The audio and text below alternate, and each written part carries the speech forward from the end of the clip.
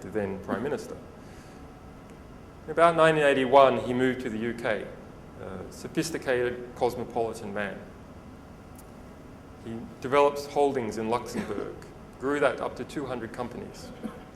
Other companies in Panama, all over the world, investments in Chicago, investments in Lebanon, investments in London, infiltrated the Labour Party in London. In fact, just 2 years ago, he received a painting from the House of Commons in his honour for the birthday of his business in the UK, signed by 146 members of Commons. So that's how well integrated he is into the culture of the United Kingdom.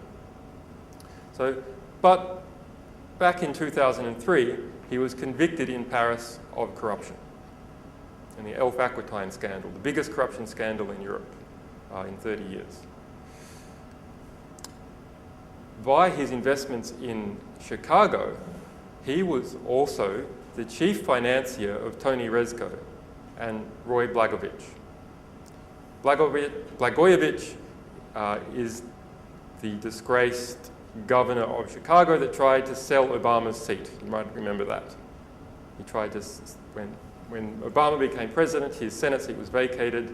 Blagojevich tried to sell it because as governor, he was able to give it to someone else. Tony Rezko was the fundraiser for Obama, not the last election, but for his Senate. And Nahadimi Orchi was the chief financier for Tony Rezko and at various stages Blagojevich. So the US press, because the election was on in the US, became very, very interested in who was connected to Obama.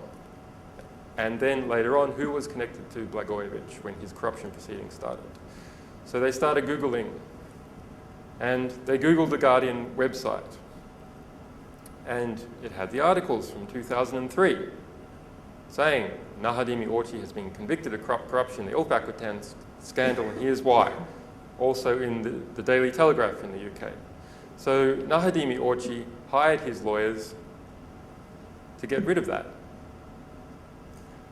annoying thing before the US press would write about it. So they wrote to the Telegraph, to the Guardian, and said, and later on to the New Statesman, get rid of that or we'll sue you in court, even though it's 5 years old, even though it's been in the archives forever. So those newspapers all removed it before it went to court.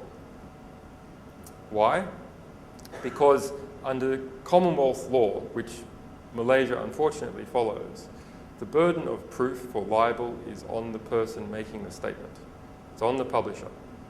That means if you're a publisher and you're going up against a billionaire, the billionaire can just keep you in court forever because they have unlimited funds.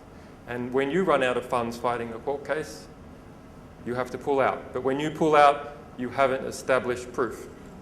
Therefore, you've automatically lost. And then you get all the billionaires' court fees as well. So the Guardian removed it.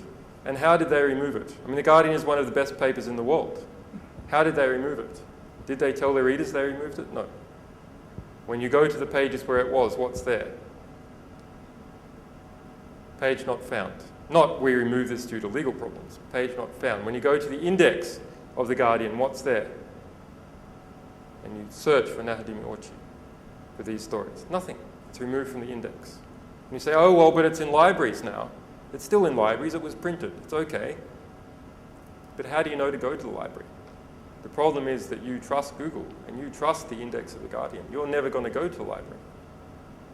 So that's just one of several cases I know about in the West where this kind of privatized economic censorship is occurring all the time. That statistic of there being 10 secret gag orders this year for The Guardian, there were 6 last year and there were 5 the year before. So this is tremendously increasing. I mean, we're only, 10 months in, and this is 9. 10 gag orders, 1 per month now.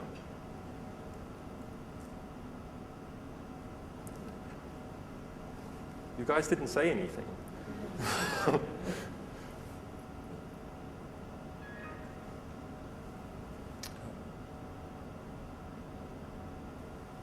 So as part of that case, the New Statesman wrote, "Isn't it terrible that this censorship is going on?" in an article that talked about how we had just won a prize from The Economist for fighting censorship.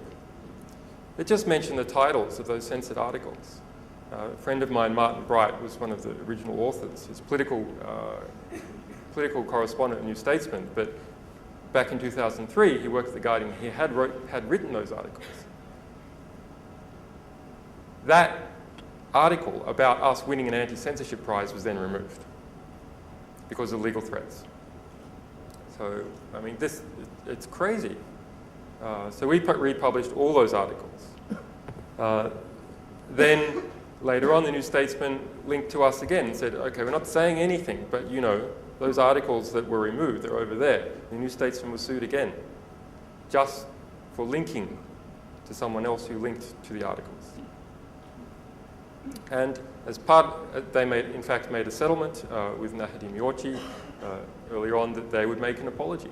Even though they didn't want to apologize, they felt they had nothing to apologize about. They were just scared of effectively a privatized fine against them, which is paying legal costs when fighting a billionaire.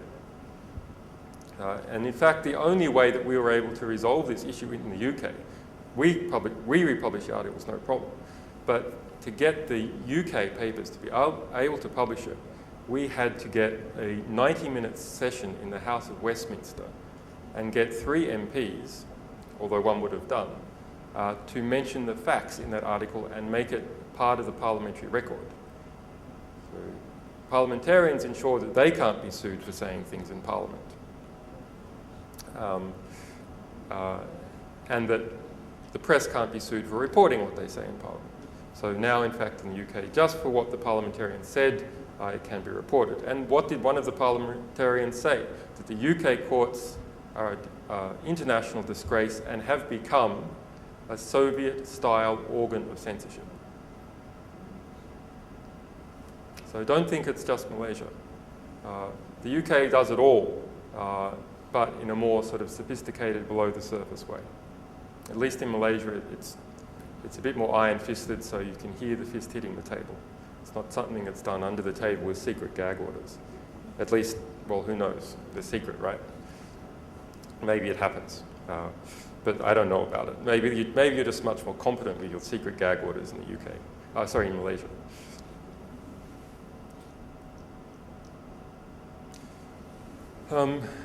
Okay, so maybe I'm about to go on to the next segment. Matt, I'll just stop and ask for any questions about what has gone before. Anyone? Come on, I know you're an Asian audience. You've got to combat the stereotype. Rob? You sir.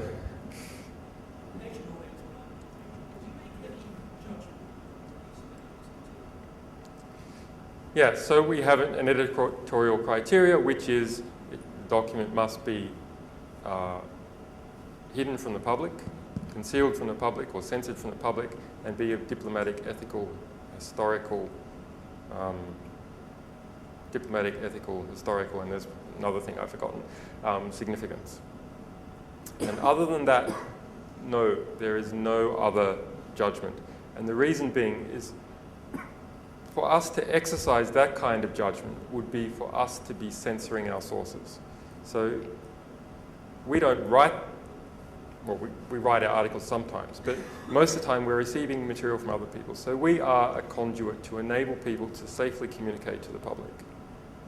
So we have to be very, very careful about exercising personal bias or favoritism or national bias or favoritism over someone who's giving us material, because that would be a form of censorship of their right to communicate in the way that they want to the public. And so, yes, you can make up all sorts of terrible hypotheticals.